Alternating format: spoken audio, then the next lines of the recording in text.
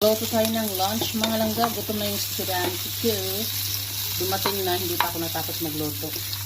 Then, set aside natin ito, mga langga.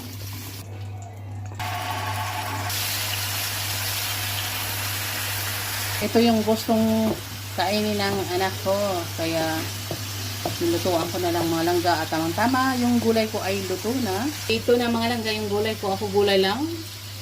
Sold na. Mga anak ko na, ano yan, nasanay sa karne. Prenay lang natin sa butter. Beef natin. Lagay na natin yung papsi. Dry ang gusto niya. Ayan ang mga langga. Luto na. At luto na rin yung kanin natin.